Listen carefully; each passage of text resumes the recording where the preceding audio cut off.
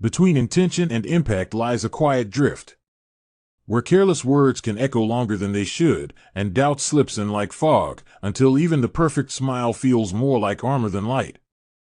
What he's saying is that careless words can have far-reaching consequences. You never really know how far they'll go, or who they might hurt. Yeah, but if you read between the lines, I also think he's saying, don't let misfired words, ones that weren't meant to hurt, get in your head and dim that smile of yours. Misfired? Weren't meant to hurt? Max, I'm quoting here, Maddy, what percentage of your fake smile is real? Okay, yeah. I can see how that could come off a little bad. Chapter 3, Fake Smile.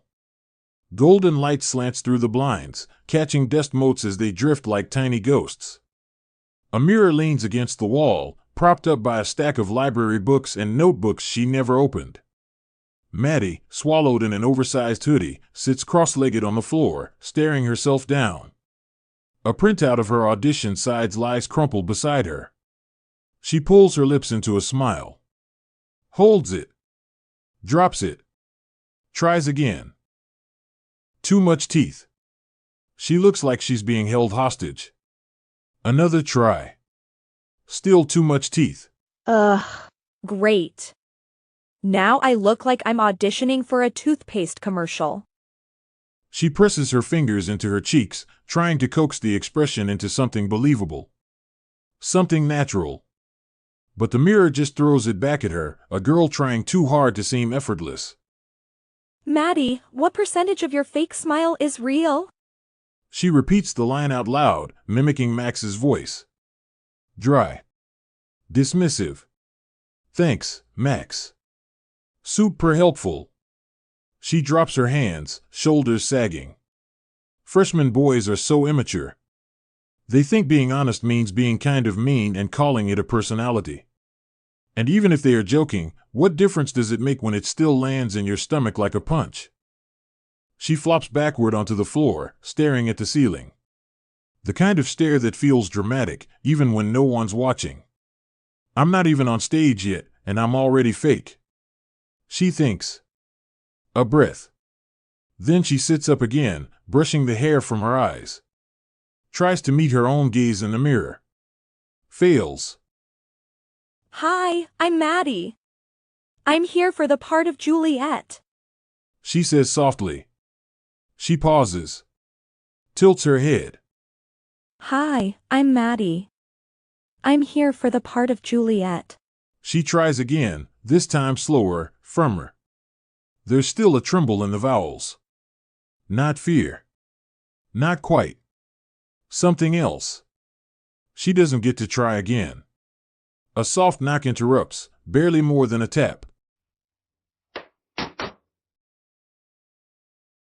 Maddy freezes.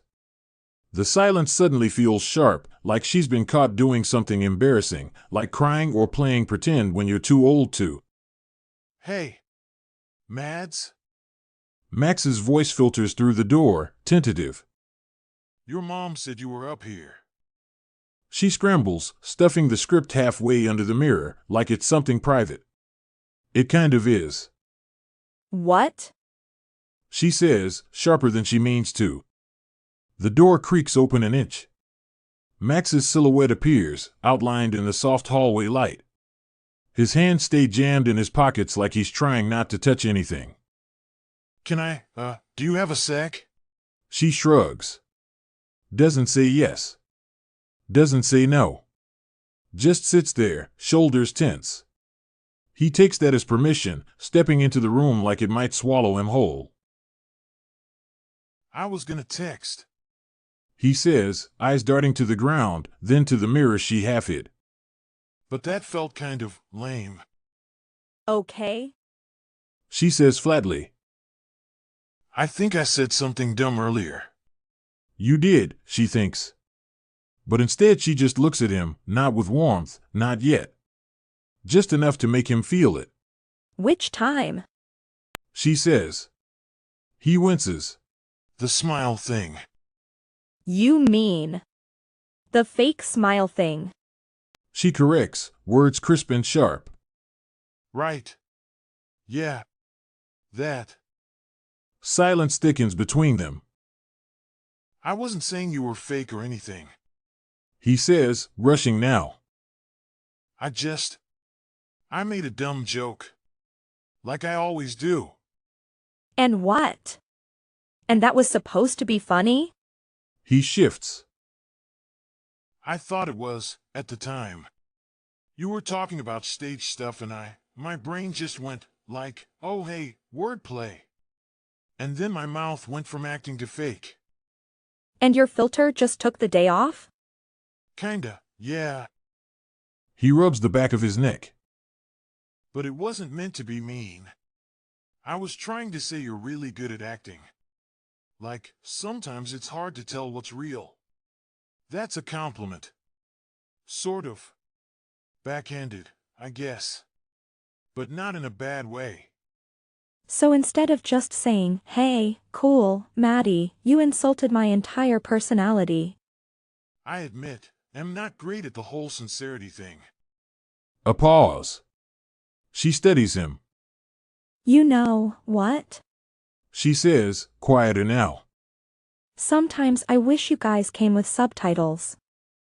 Max blinks. What? Like, when you joke like that, it's hard to know what you mean. Feels like we're watching the same movie but reading different lines. He thinks about that. So you're saying, I'm just wired a little off. Not wrong. Just different. I'm not Brendan. Or Noah. I'm me. I'm not one of the guys. Max nods, eyes on the floor. He wants to say something, anything, but every word sounds wrong in his head. So he just nods again. And she doesn't look away. The silence stretches, a little uncomfortable, but honest this time. Like maybe, finally, they're reading from the same script. He glances up, voice low. I'm sorry. Her shoulders relax. Just a little. Thanks. She says, almost too quietly to hear. Okay, be honest, was I too hard on Max? Did I totally overreact, or was I, kinda justified?